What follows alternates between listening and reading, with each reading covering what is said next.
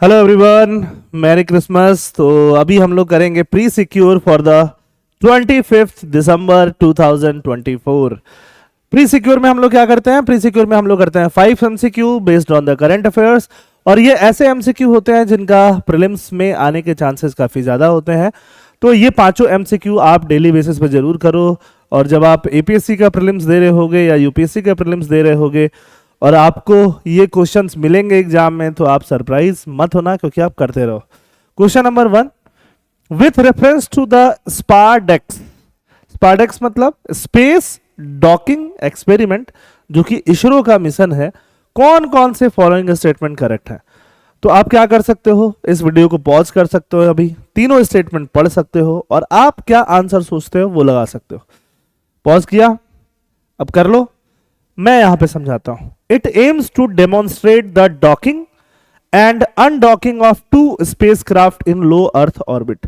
लो earth orbit में docking और undocking of two spacecraft को क्या करता है? फैसिलिटेट करता है। क्या ऐसा है कि ऐसा नहीं है, ये आपको बताना है, ठीक है। सेकंड क्वेश्चन क्या है? What where is the second question? Second question जो है, the second question is the mission uses a high impact docking system for a spacecraft attachment. Spardex will make India the first country to develop space docking technology. अब इसको धीरे धीरे हम तीनों question पढ़ते हैं, ठीक है। पढ़ लिया हम लोगों ने। हमें इस क्वेश्चन में कुछ भी नहीं पता, नथिंग, कुछ नहीं पता, बट जो भी हमारा कॉमन सेंस है, जो भी हमारा अंडरस्टैंडिंग है, इसमें एक चीज समझ में आता है कि हमारा इसरो जो है वो अच्छा कर रहा है, ठीक है।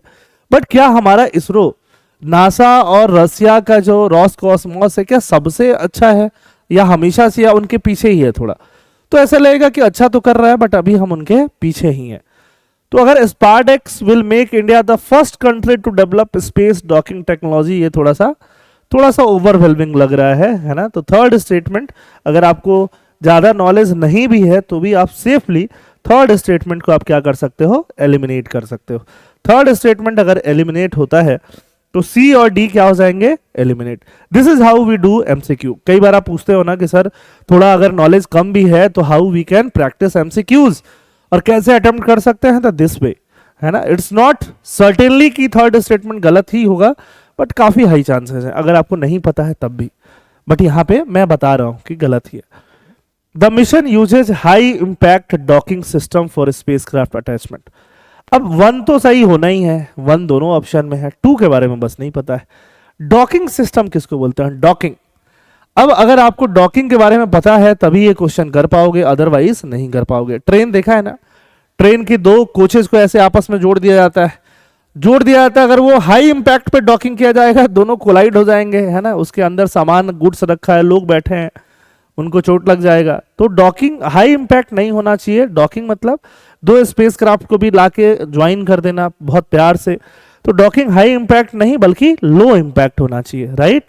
तो अगर डॉकिंग लो इंपैक्ट होता है तो यहाँ पे हमारा जो आंसर बनेगा, यहाँ पे जो सेकंड स्टेटमेंट था वो सेकंड स्टेटमेंट भी गलत हो जाएगा। तो अगर सेकंड स्टेटमेंट भी गलत हो जाता है, बी ऑप्शन गलत हो जाएगा, आंसर क्या आएगा? 1। It aims to demonstrate the docking and undocking of 2 spacecraft in low Earth orbit. This is the correct answer. A only first, ये क्या हो जाएगा? करेक्ट हो जाएगा, ठीक है। Process of joining 2 spacecraft in the orbit को क्या बोलते हैं? डॉकिंग। ऐसा कुछ प्रोसेस होता है। क्वेश्चन नंबर 2 में चलते हैं। No detention. डिटेंशन मतलब जैसे मान लो बच्चे फेल हो गए 4th क्लास में, तो 4th क्लास में ही रोक लेना कि नहीं 4th जब तक पास नहीं होंगे तब तक आप 5th क्लास में नहीं जाओगे, उसको क्या बोलते हैं? डिटेन कर लेना, है ना।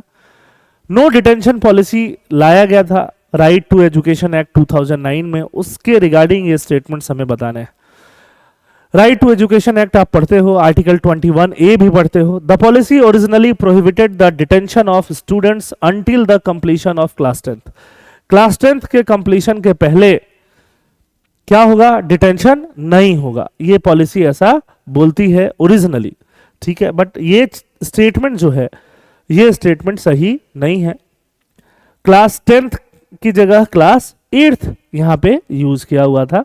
N amendment in 2019 allowed state to detain students in class 5 and 8 based on academic performance. तो ये भी ठीक बात है। बाद में अमेंडमेंट किया गया कि देखो बच्चे 8th में 10th में आ जा रहे हैं बट उनको कुछ नॉलेज ही नहीं हो रहा, उनका लर्निंग गैप बहुत ज़्यादा हो रहा है। तो क्लास 5th तक भी वो इंश्योर किया जाना चाहिए कि उनको 5th में चीज़ें आ रही हों। तो ये इंश्योर करने के लिए 5th में भी थोड़ा डिटेंशन पॉलिसी लाने की बात करी गई। नेशनल एजुकेशन पॉलिसी जो है वो डिटेंशन का सपोर्ट करता है या नो डिटेंशन का करता है, ऐसा कुछ नहीं है। कुछ खास क्लैरिटी नेशनल एजुकेशन पॉलिसी उस चीज़ पे नहीं देता है। तो हमारा जो स्टेटमेंट सही रहेगा वो सिर्फ क्या रहेगा, second statement is correct. First और थर्ड जो है वो करेक्ट नहीं है, तो statement 2 is correct, 1 is incorrect and third is again incorrect. क्योंकि राइट टू एजुकेशन जो नेशनल एजुकेशन पॉलिसी बहुत क्लैरिटी नहीं देता है। Question number 3, national human right commission. Human rights के बारे में हमेशा बातें होती रहती हैं, है ना। आप पॉलिटी में पढ़ते ही हो, एक तरह से ये स्टैटिक क्वेश्चन हो गया, तो ये आपको आना ही चाहिए, आना ही चाहिए, बिल्कुल आना चाहिए। नेशनल ह्यूमन राइट काउंसिल जो है इंडिया में वो एक कॉन्स्टिट्यूशनल बॉडी नहीं है, रादर एक स्टैट्यूटरी बॉडी है। थर्ड स्टेटमेंट क्या हो जाएगा, गलत।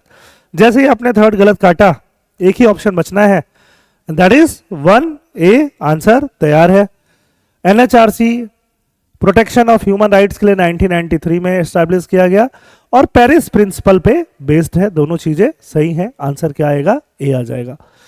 क्वेश्चन नंबर 3 के बाद हम लोग चलते हैं क्वेश्चन नंबर 4 पे। 4 क्वेश्चन क्या कहता है, with reference to GenCast. ये क्वेश्चन मैंने कल भी लिया था, आज भी ले रहा हूं, क्योंकि this is a very important topic that can be asked in the prelims. GenCast एक AI बेस्ड मॉडल है गूगल का। गूगल के डीप माइंड ने इसको डेवलप किया हुआ है। तो ये जेन कास्ट क्या करता है, it is a generative AI model. AI model तो है बट क्या जेनरेटिव है, ये हर वर्ड पे आपको एग्जाम में ध्यान देना पड़ेगा। कई बार आप क्या करते हो, फ्लो में आंसर लगा देते हो, हर वर्ड्स पे ध्यान नहीं देते हो, ये आदत लगाओ। इसीलिए प्री सिक्योर होता है कि आप हर चीज समझो। Generative AI model designed for deterministic weather forecasting. तो कई बार आप फ्लो में इसको सही लगा दोगे, वेदर फोरकास्टिंग सही है, AI मॉडल है सही है, बट जेनरेटिव के बारे में आपको कुछ पता है क्या, या डिटरमिनिस्टिक के बारे में आपको कुछ पता है क्या, नहीं है, है ना। और इसीलिए हर वर्ड पे ध्यान देना बहुत जरूरी हो जाता है। कई बार जेनरेटिव वर्ड तो सही हो भी जाता है, डिटरमिनिस्टिक मतलब जो ये डिटरमाइन करे वही सही है, ऐसा बिल्कुल भी नहीं है, है ना। जो जेनकास्ट है वो प्रोबेबिलिस्टिक वेदर प्रेडिक्शन है, मतलब एक प्रोबेबिलिटी बताता है। डिटरमिनिस्टिक मतलब उसने जो बोल दिया वैसा ही वेदर होगा, ऐसा बिल्कुल नहीं है, एक प्रोबेबिलिटी की तरह बताता है, मशीन लर्निंग टेक्निक का यूज करता है। सेकंड स्टेटमेंट जो है वो सही स्टेटमेंट है, फर्स्ट स्टेटमेंट जो है वो गलत स्टेटमेंट है। तो अपने पास जो ऑप्शन बचेंगे बी और D. The model is specifically focused on long term climate modelling. Long term 20 साल बाद क्लाइमेट कैसा होगा, नहीं, उसके लिए बिल्कुल जेनकास्ट नहीं है। शॉर्ट टर्म के लिए है कि 15 दिन बाद साइक्लोन आएगा कि नहीं, 1 महीने बाद क्या होगा, इन सब चीजों के लिए ज्यादा है। तो third statement is again wrong, answer is again B. B मतलब फोर्थ का आंसर बी। सेकंड स्टेटमेंट ही सही है।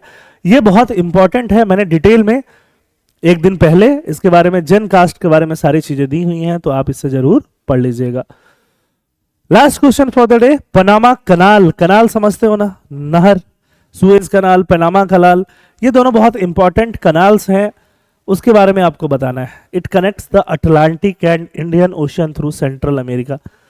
तो एक बात बताओ, अगर आपको थोड़ा भी सेंट्रल अमेरिका के बारे में पता होगा, तो सेंट्रल अमेरिका के एक साइड पैसिफिक ओशियन है, एक साइड अटलांटिक है, इंडियन ओशन कहाँ है, इंडियन ओशन तो है ही नहीं।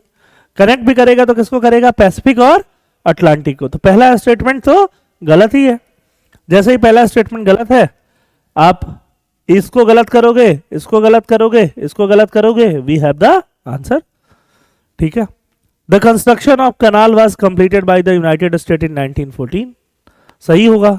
Panama signed full control of the canal in 21st century through a treaty signed in 1977। तो आंसर इसका क्या हो जाएगा, बी, पनामा कनाल, है ना। अगर आपने देखा है तो अच्छी बात है लोकेशन वाइज, नहीं तो देखो ये है सेंट्रल अमेरिका और यहां से अटलांटिक और पैसिफिक को कनेक्ट कहां से किया जाता है, पनामा कनाल से किया जाता है।